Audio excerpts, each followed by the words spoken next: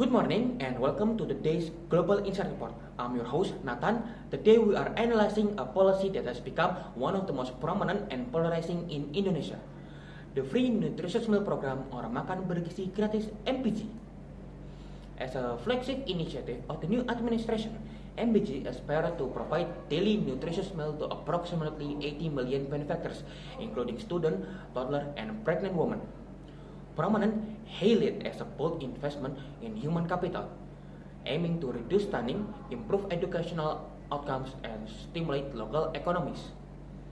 However, critics warn of its staggering cost, logistical complexity, and uncertain efficiency, raising fundamental questions about national priorities. Indonesia does stand at a critical juncture, balancing a generational promise with a facial and operational realities. Before we dive into the heart of the programs, let's take a moment for a global check-in on a similar initiative. To contextualize the debate, it helps to examine global precedents as several countries offer variable model. In Japan, the Shokuiku or food education philosophy incorporates meals into a broader curriculum that teaches healthy eating, discipline, and respect for food. This approach, which often involves students in the preparation and serving process, aims to instill lifelong healthy habits and culture appreciation for food, going beyond simple nutrition. Meanwhile, Brazil's national school feeding program not only feeds millions of students, but also support local economies by mandating that a portion of ingredients be procured from small-scale family farms. This creates a link between social welfare and agricultural developments, empowering local communities and promoting sustainable food system, although implementation remains complex. In Scandinavia, Finland and Sweden have long demonstrated how providing an universal free school meals reduce stigma and helps level the playing field. Studies suggest these programs have contributed to students growing taller, achieving higher educational level, and earning increased lifetime income. But not all examples are wholly positive. India midday meal schemes, the world's largest, has been credited with boosting school enrollment, especially for girls. However, it faced persistent issues like food safety, corruption, and challenge to maintain consistent quality. Serving a cautionary tales about the immense governments required for such a massive undertaking.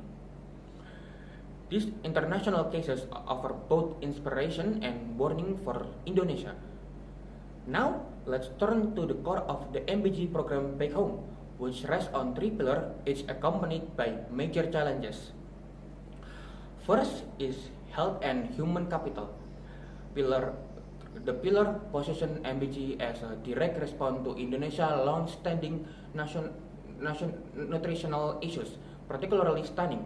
Supporters argue that daily nutritious meals can improve concentration, reduce absenteeism, and help build a stronger, more competitive workforce, essential for the Golden Indonesia 2045 vision. In this view, MBG is not an expense but a crucial investment in national future productivity and health. Studies from other countries have shown that school feeding can lead to significant improvement in attendance and modest gain in physical development. However, critics question the program's effectiveness and focus. Some health experts emphasize the importance of 1,000 days window from conception to age 2, suggest that targeting resources towards pregnant women and toddlers may yield higher returns. While this program does include these groups, the broader scope raises concern about diluted impact. Additionally, issues have already emerged regarding food safety and nutritional contents, with some menus found in contains ultra-processed food high in sugar. The second pillar is local economies empowerment. This envisions a fast economic stimulant where daily food procurement creates stable demand for local farmer, fisher, and small businesses. Government plans to involve micro, small, and medium enterprise or UMKM and local corporation as key partner in supply chains, aiming to drive grassroots economies growth. Yet, this vision meets formidable logistical and government challenge. Indonesia archipelago geography complicate distribution, creating risk of food spoilage and high transportation costs, especially in remote area. The program's massive budget, estimated of tens of trillions of rupiah, annually makes it vulnerable to corruption without strong transparency mechanism and robust oversight. The risk of inefficiency and mismanagement is high, challenge that administration acknowledges is difficult to overcome. And the third pillar, social justice and equality. In theory, MBG breaks down the invisible wall of hunger that separates students from different economical backgrounds by offering equal meals to all. It aims to foster dignity and ensure that poverty is not barrier to learning and participation in school life. However, this moral imperative comes at a high price.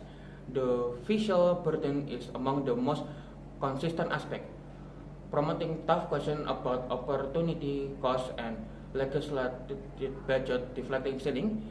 Critics worry that fully funding the MBG program could mean cutting spending in other critical sectors such as infrastructure, teaching quality, and broader healthcare service. The debate over the cost per meal, which has fluctuated in public discussion, underscore the immense financial pressure the program placed on the national budget. In conclusion, Makan Bergizi Gratis program embodies both the hopes and dilemmas of a nation at a pivotal moment. It reflects Indonesia's aspiration to invest in its children and foster inclusion. Yet it also relieves deep challenge in government's priorities and budgetary disciplines. The ultimate success of MBG will not be judged by meals per served alone, but by measurable improvement in health, education, and economic opportunity. Its legacy depends on whether it can translate an ambitious promise into a lasting progress or whether it becomes another grand but flawed experiment in policy execution. The real question is not just what's on the plate, but whether its cost of saving is aligned with the value it delivers in Indonesia's future. To wrap up today's report, thank you for tuning in. I'm your host Nathan. Sign off. Until next time.